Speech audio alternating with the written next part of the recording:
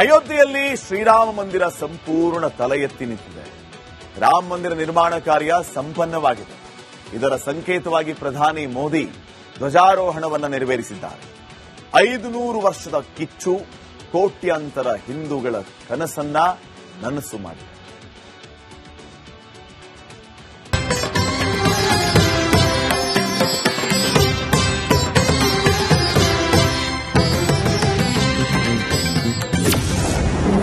ಮುಗಿಯಿತು ವನವಾಸ, ಶುರುವಾಯಿತು ರಾಮರಾಜ್ಯ. ಚಿನ್ನದ ಶಿಖರದ ಮೇಲೆ ಧರ್ಮಧ್ವಜ ಸ್ಥಾಪಿಸಿದ ಮೋದಿ. ಇದು ಅಸಂಖ್ಯ ಭಕ್ತರ ಹರಕೆ ಪೂರ್ಣಗೊಂಡ ದಿನ. ಶ್ರೀರಾಮ ಜನ್ಮಭೂಮಿಯಲ್ಲಿ ಇವತ್ತು ಗತ ವೈಭವ ಮರುಕಳಿಸಿದ ದಿನ. ಅಯೋಧ್ಯೆಯಲ್ಲಿ ಇಂದು ಧರ್ಮಧ್ವಜ ರಾರಾಜಿಸಿದೆ. ಪ್ರಧಾನಿ ಮೋದಿಯಿಂದ ದೈವಿಕ ಧ್ವಜಾರೋಹಣ. ರಾಮ ಮಂದಿರದ ಮೇಲೆ ರಾರಾಜಿಸಿದ ಧರ್ಮಧ್ವಜ. ದೇಶದ ಆಧ್ಯಾತ್ಮಿಕ ಶಕ್ತಿ ಕೇಂದ್ರ, ಸಮಸ್ತ ಭಾರತೀಯರ ಶ್ರದ್ಧಾ ಕೇಂದ್ರವಾಗಿರುವ ಅಯೋಧ್ಯೆಯ ರಾಮ ಮಂದಿರ ಇವತ್ತು ಐತಿಹಾಸಿಕ ಧಾರ್ಮಿಕ ಕಾರ್ಯಕ್ರಮಕ್ಕೆ ಸಾಕ್ಷಿಯಾಗಿದೆ. ಮಂದಿರ ನಿರ್ಮಾಣ ಪೂರ್ಣಗೊಂಡಿರುವ ಸಂಕೇತವಾಗಿ ಪ್ರಧಾನಿ ಮೋದಿ ದೇವಸ್ಥಾನದ ಗೋಪುರದ ಮೇಲೆ ಧರ್ಮ ಧ್ವಜವನ್ನ ಸ್ಥಾಪನೆ ಮಾಡಿದ್ದಾರೆ.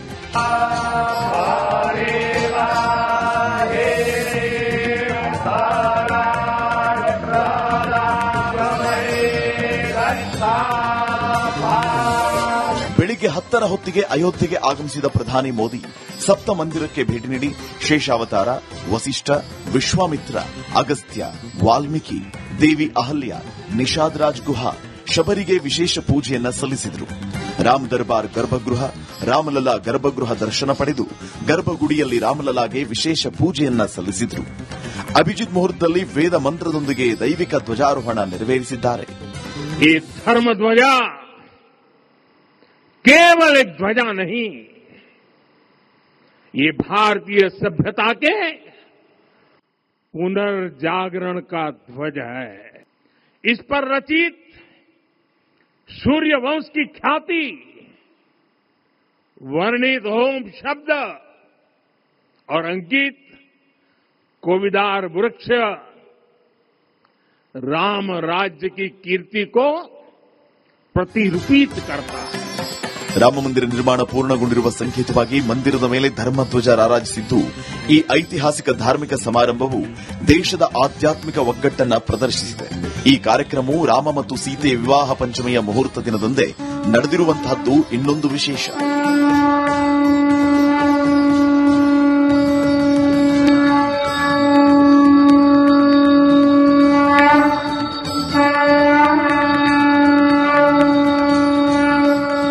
ಇನ್ಮುಂದೆ ರಾಮ ಮಂದಿರದಲ್ಲಿ ಪ್ರತಿನಿತ್ಯ ಹಬ್ಬದ ದಿನವಾಗಲಿದೆ. ಹಿಂದೂಗಳ ತ್ಯಾಗ ಬಲಿದಾನದ ಪ್ರತೀಕವಾಗಿರುವ ಮಂದಿರ ಸಂಪೂರ್ಣವಾಗಿದ್ದು, ಕೋಟ್ಯಾಂತರ ರಾಮ ಭಕ್ತರು ಮಂದಿರ ವೀಕ್ಷಣೆಯ ಜೊತೆ ರಾಮಲಲ್ಲಾನ ದರ್ಶನ ಪಡೆಯುವುದಕ್ಕೆ ಕಾತರರಾಗಿದ್ದಾರೆ.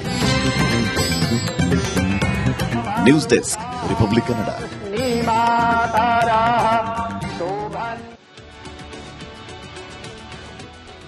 ಆ ದೈವಿಕ ಧ್ವಜದ ವಿಶೇಷತೆ ಬಗ್ಗೆ ನಾವು ತಿಳ್ಕೊಳ್ಳೇಬೇಕು. ಇವತ್ತು ಒಂದು ವಿಶೇಷವಾದಂತಹ ದಿನ. ಆ ದಿನಕ್ಕೆ ನಾವೆಲ್ಲರೂ ಕೂಡ ಸಾಕ್ಷಿಯಾಗ್ತೀವಿ. ದೈವಿಕ ಧ್ವಜಾರೋಹಣವನ್ನು ಪ್ರಧಾನಿ ಮೋದಿ ಅವರು ನೆರವೇರಿಸಿದರು. ಏನದರ ವಿಶೇಷತೆ? 61 ಅಡಿ ಎತ್ತರದ ಮಂದಿರದ ಮೇಲೆ ದೈವಿಕ ಧ್ವಜಾರೋಹಣ ನೆರವೇರಿದೆ. 10 ಅಡಿ ಅಗಲ, 20 ಅಡಿ ಉದ್ದದ ದೈವಿಕ ಧ್ವಜ ಇದೆ. ಭಗವಾ ರಂಗದಲ್ಲಿ ಇರುವಂತಹ ಧ್ವಜ, ಕೇಸರಿ ಬಣ್ಣದಲ್ಲಿ ಇರುವಂತಹ ಧ್ವಜ.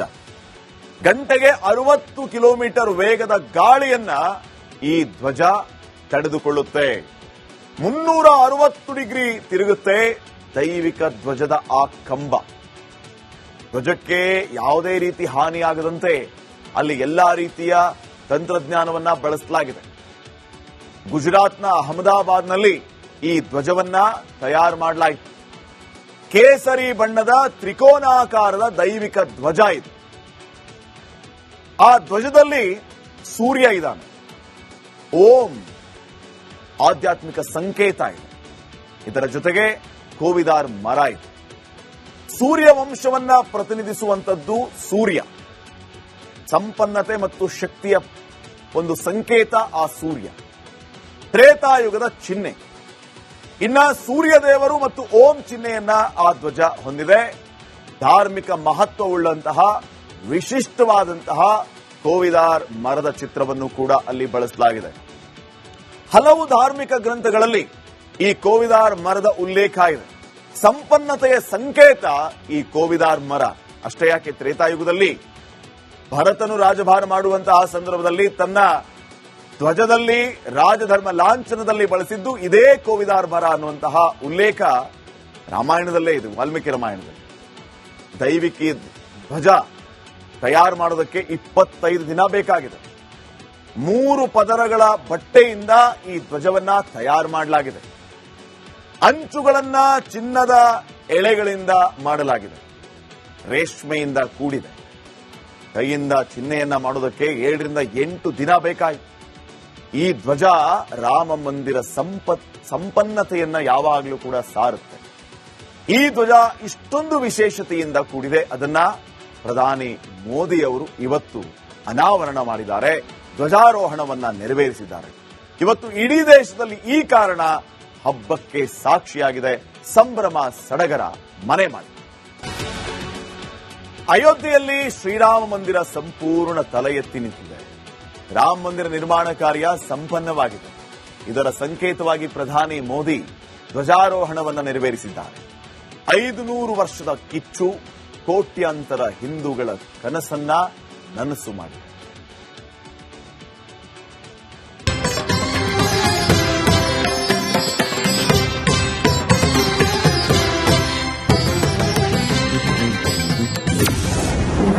ಮುಗಿಯಿತು ವನವಾಸ, ಶುರುವಾಯಿತು ರಾಮರಾಜ್ಯ. ಚಿನ್ನದ ಶಿಖರದ ಮೇಲೆ ಧರ್ಮಧ್ವಜ ಸ್ಥಾಪಿಸಿದ ಮೋದಿ. ಇದು ಅಸಂಖ್ಯ ಭಕ್ತರ ಹರಕೆ ಪೂರ್ಣಗೊಂಡ ದಿನ. ಶ್ರೀರಾಮ ಜನ್ಮಭೂಮಿಯಲ್ಲಿ ಇವತ್ತು ಗತ ವೈಭವ ಮರುಕಳಿಸಿದ ದಿನ. ಅಯೋಧ್ಯೆಯಲ್ಲಿ ಇಂದು ಧರ್ಮಧ್ವಜ ರಾರಾಜಿಸಿದೆ. ಪ್ರಧಾನಿ ಮೋದಿಯಿಂದ ದೈವಿಕ ಧ್ವಜಾರೋಹಣ. ರಾಮ ಮಂದಿರದ ಮೇಲೆ ರಾರಾಜಿಸಿದ ಧರ್ಮಧ್ವಜ. ದೇಶದ ಆಧ್ಯಾತ್ಮಿಕ ಶಕ್ತಿ ಕೇಂದ್ರ, ಸಮಸ್ತ ಭಾರತೀಯರ ಶ್ರದ್ಧಾ ಕೇಂದ್ರವಾಗಿರುವ ಅಯೋಧ್ಯೆಯ ರಾಮ ಮಂದಿರ ಇವತ್ತು ಐತಿಹಾಸಿಕ ಧಾರ್ಮಿಕ ಕಾರ್ಯಕ್ರಮಕ್ಕೆ ಸಾಕ್ಷಿಯಾಗಿದೆ. ಮಂದಿರ ನಿರ್ಮಾಣ ಪೂರ್ಣಗೊಂಡಿರುವ ಸಂಕೇತವಾಗಿ ಪ್ರಧಾನಿ ಮೋದಿ ದೇವಸ್ಥಾನದ ಗೋಪುರದ ಮೇಲೆ ಧರ್ಮ ಧ್ವಜವನ್ನ ಸ್ಥಾಪನೆ ಮಾಡಿದ್ದಾರೆ.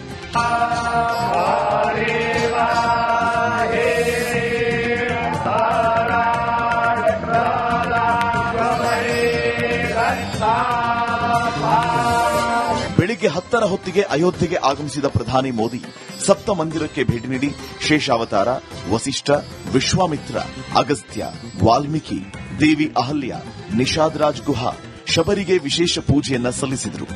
ರಾಮ್ ದರ್ಬಾರ್ ಗರ್ಭಗೃಹ, ರಾಮಲಲಾ ಗರ್ಭಗೃಹ ದರ್ಶನ ಪಡೆದು ಗರ್ಭಗುಡಿಯಲ್ಲಿ ರಾಮಲಲಾಗೆ ವಿಶೇಷ ಪೂಜೆಯನ್ನ ಸಲ್ಲಿಸಿದರು.